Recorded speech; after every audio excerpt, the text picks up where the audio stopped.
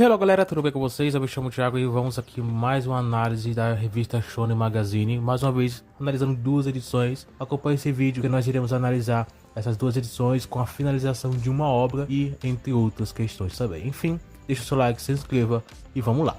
Começando pela edição de número 29, teve a capa o Gachakuta oficializando aí o seu anime. Páginas coloridas, tivemos para Kanan-sama, completando aí 100 capítulos, né, celebrando aí seu 100º capítulo, e para o Bajou no Orion, que ainda não tem 100 capítulos, já tá longe, né, mas é um mangá que vem levantando aí esperanças aí de ser uma futura promessa no futuro aí, no futuro próximo. Agora entre os novatos temos aí o Love Forte e o Kaijin Fugeki, são novos ainda não são ranqueados, vamos ficar nas expectativas aí. Ausentes tivemos o Blue Lock e o Kanojo Karishimasu, e em ato o Ahiro no Sora. E entre os mangás ranqueados, nessa edição foram 17, sendo a última o Brave Bell, que inclusive é o capítulo final. A obra se encerrou, a obra foi cancelada.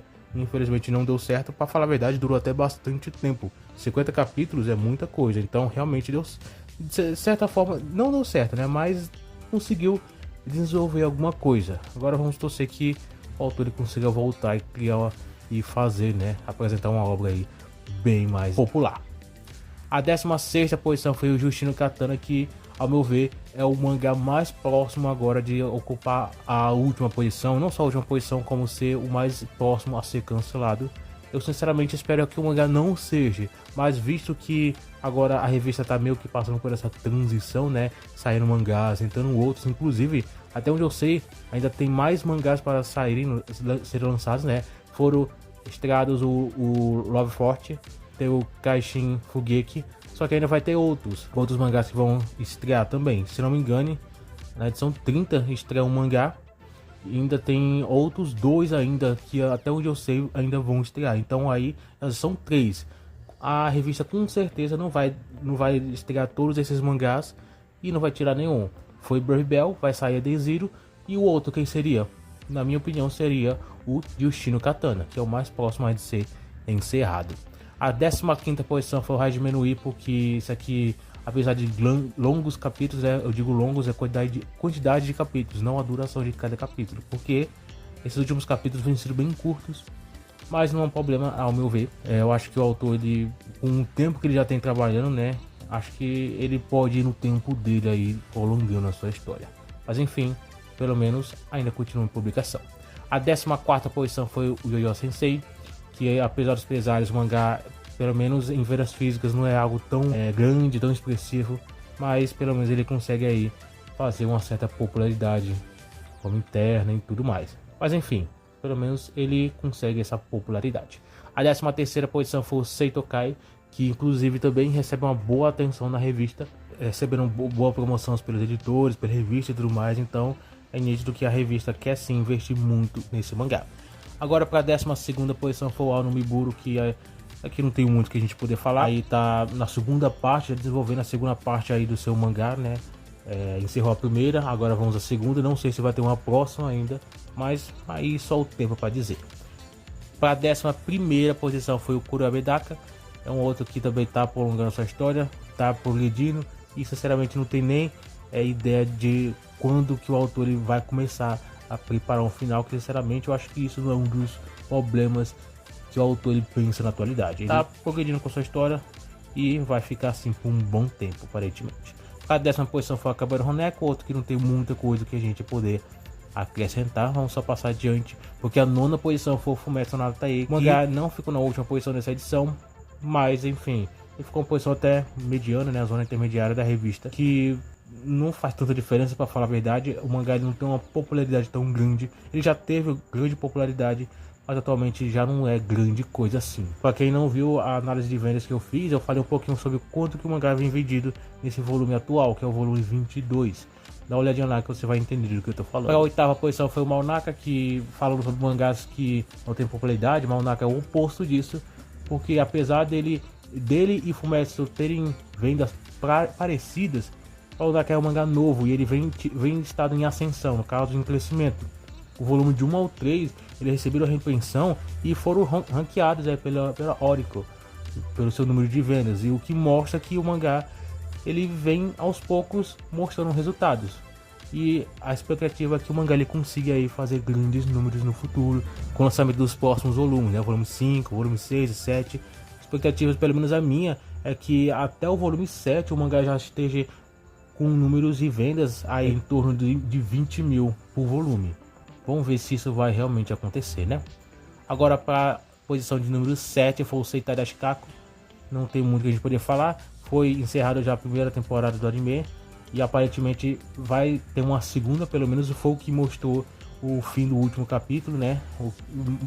Levantou aí uma expectativa para uma segunda temporada. Não sei se foi oficializado esse anúncio, mas pelo menos é o que eu entendi, pelo que deu a entender, tá? Aparentemente. Vamos ver aí como é que vai ficar, né? A sexta posição foi o Mokoshiroko no Kishi, sem muito o que a gente poder falar. Vamos só passar adiante, porque a quinta posição foi o Amagami-san, que é um outro mangá que vem dado bastante foco aí nas personagens, né? As personagens femininas, que sinceramente é o forte aí do mangá, principalmente obras de romance. Então a obra vem desenvolvida bastante, bem interessante a obra. Mas uma das grandes expectativas é realmente com o anime, que provavelmente vai ser pro fim do ano. Para a quarta posição foi o Shangri-La Frontier, outra obra que está com seu anime, a segunda parte, né, por fim do ano, aparentemente em outubro. Sim. Vamos ficar aí esperando que a popularidade dele venha aumentar quando voltar aí o anime. Agora, abrindo o top 3, tivemos aí o Kakou no Inazuki. Apesar do mangá estar estagnado das suas vendas, ele ainda recebe uma boa atenção aí pela revista, né, pelos editores, recebendo posições altas com bastante frequência, o que mostra que realmente ele tem a sua importância pela revista. A segunda posição foi o Eden Zero, que esse aqui é o penúltimo capítulo da obra, que vai ser encerrada a partir da próxima edição, que eu vou falar daqui a pouco. Enfim, eu vou falar um pouquinho mais já na próxima edição mesmo.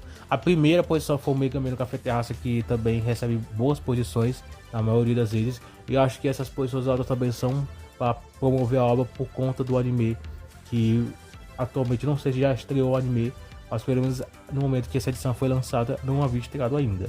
Mas vamos ver aí se o anime ele vai aumentar um pouquinho mais a popularidade da obra. A minha expectativa é que sim, mas aí a gente vai ter que esperar para ver. Tudo pode acontecer, né? Mas enfim, indo para a edição de número 30, passando rapidamente aí pelo menos pelos destaques aí que não foram ranqueados. A capa da revista foi o Eden Zero, que encerrou a sua obra. O autor, o Hiro Mashima, já falou que ele pretende voltar para a Magazine com uma outra obra aí. Páginas coloridas tivemos para o mangá Amagami-san, mostrando aí a sua enquete de popularidade, o resultado, né, e também promovendo um pouquinho mais o seu anime. Mangás novatos, temos o Love Forte e o Kaijin Fugeki, são novos ainda, enfim, já falei isso na edição anterior. E os ausentes temos o Akabane Honeko, o Inato, o Ahiro no Sora. Agora, entre os mangás ranqueados foram 18 na edição 30, e a última posição foi o Fumetsu no Natae, voltando aí para a última posição, sem muito que a gente poder acrescentar.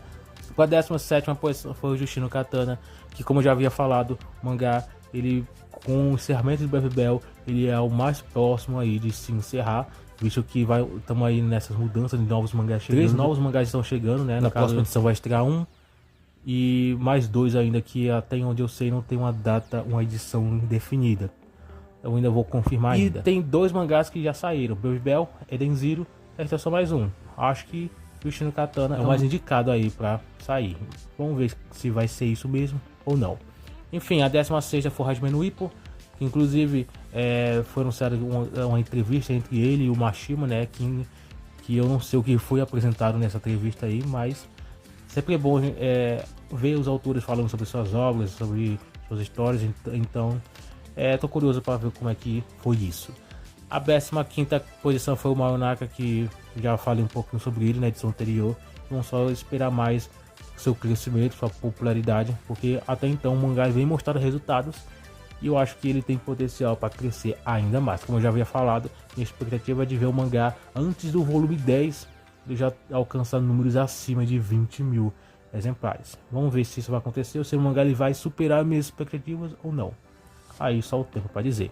Para a 14ª posição foi o Seito Kai, que como eu já havia falado, o mangá ele vem tendo uma boa atenção na revista. Posições baixas às vezes quando acontece, mas isso porque o mangá é um yokoma e mangá de comédia e tudo mais, e normalmente ele não tem uma posição normalmente fixa aí em algumas partes, né? Para a 13ª foi o Gashakuta, ele recebeu a capa da revista na edição anterior, e nessa aqui voltou a ser ranqueado, e dessa vez uma posição um pouco baixa, né?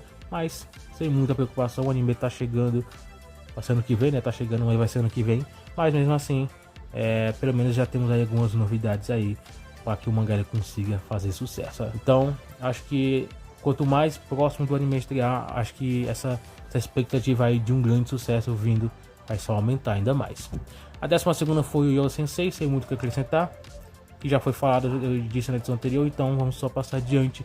A 11ª foi o Nomiburo, que é a mesma coisa também. O mangá não apresenta tanta coisa interessante, no mais é só realmente o anime que não tem tantas expectativas. Para a 10ª posição foi o Mokoshiroko, que continua expandindo a sua história. O Kinanatsu Taizai, ele apresentou o Mokoshiroko, ele vem expandido ainda mais. Realmente estou curioso com respeito à obra. Eu cheguei a assistir o anime, mas nem terminei porque, enfim, acho que talvez um dia eu pegue para ver. Mas, de qualquer forma, pelo menos temos aí uma expansão ainda maior de Nanatsu no Taizai, no mundo aí que foi apresentado, né? A 9ª posição foi o Kana-sama, que também é um outro mangá que vem tido um bom investimento pela revista, né? A revista vem colocar o mangá em posições boas. As vendas, apesar de não serem tão grandes, o mangá ele recebe uma boa atenção. E enfim, acho que é um dos mangás que mais próximos de receber o anime. Ele e Seitokai são os dois mangás que, ao meu ver, são bem perto de uma futura adaptação em anime. A 8ª posição foi o Shangri-La Frontier. Sem muito o que a gente falar, porque eu já falei bastante dele na edição anterior. Então, vamos esperar que o anime consiga popularizar a obra.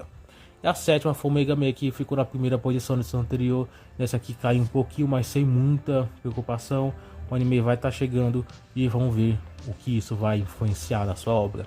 A 6ª posição, então, temos o Kanojo Karishimasu. Ele teve ausência na edição anterior, essa aqui voltou com o mesmo formato de sempre, né?